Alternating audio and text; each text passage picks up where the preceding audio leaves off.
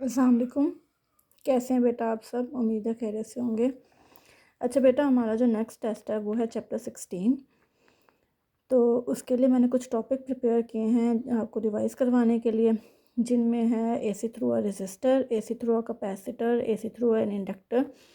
और भी बहुत सारे टॉपिक हैं जो आपके लॉन्ग के लिए बहुत ज़्यादा इंपॉर्टेंट है और बहुत आपने इन्हें मुश्किल समझा हुआ है।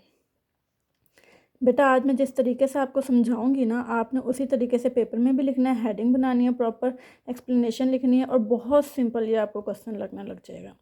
ठीक है, तो देखते हैं। सबसे पहला हमारा टॉपिक है एसी थ्रू अ रेजिस्टर। बेटा आपने ना ये टॉपिक अच्छे से पढ़ना है। अगर आपने ये पढ़ लिया ना तो बाकी के जो दो है ना, AC through a capacitor, AC through an inductor, वो आपको खुद ब खुद क्लियर होना शुरू हो जाएंगे। देखिए टॉपिक का नाम क्या है? टॉपिक का नाम है एसी। देखिए एसी थ्रू अ रेजिस्टर, यानी आपने एक एसी कनेक्ट करना है और उसके अक्रॉस रेजिस्टर लगा देना, सिंपल। तो सबसे पहले हम डेफिनेशन पढ़ते हैं प्योर रेजिस्टिव सर्किट की। क्या प्योर रेजिस्टिव सर्किट एक ऐसा सर्किट होगा जिसमें सिर्फ से सिर्फ रेजिस्टेंस लगी होगी एसी के साथ। तो देखिए डेफिनेशन क्या बनती है? A circuit in which an AC source is connected with a resistor is call pure resistive circuit. और देखिए मैंने सर्किट डायग्राम में सिर्फ से सिर्फ ये एक एसी बनाया आपके सामने और ये एक रेजिस्टेंस बना दिया। सिर्फ एसी के साथ अगर रेजिस्टेंस कनेक्टेड है उसी को मैंने क्या बोलना है? Pure resistive circuit. ठीक हो गया।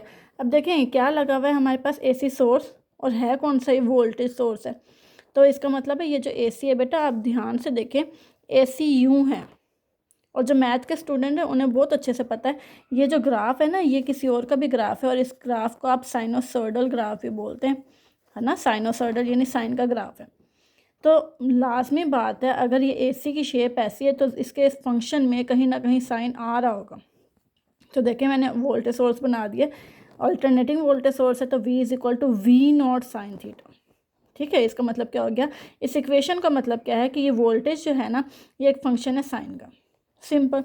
अब आपको ओम्स लॉ तो पता है, V is equal to I R, और अगर आपको आई निकालना है तो ये बन जाएगा V ओवर आर। अच्छा एक और बात मैं आपको बता दूँ, हमें आई निकालना ही क्यों है?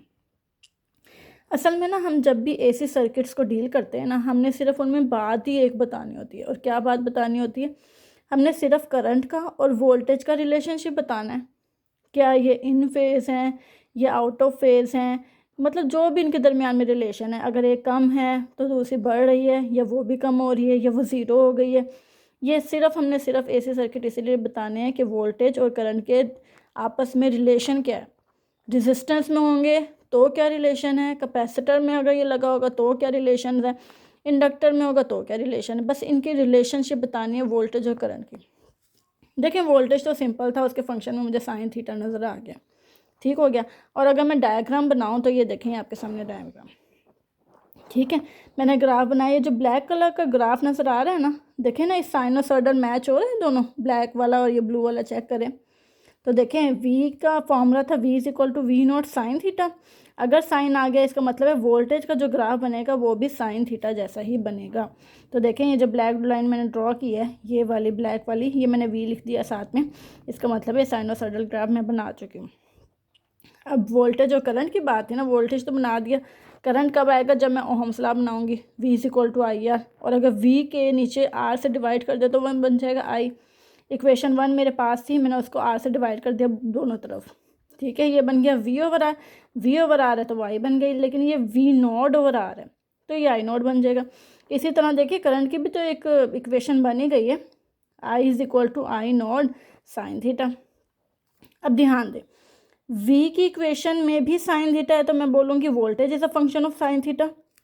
करंट की इक्वेशन में भी साइन थीटा है तो मैं बोलूँगी current is a function of sine theta. बेटा अगर वोल्टेज में भी साइन है, करंट में भी साइन है, तो फिर ग्राफ भी तो दोनों का सेम ही होगा, कोई डिफरेंस नहीं होगा, दोनों का ग्राफ ही साइनोसॉइडल होगा।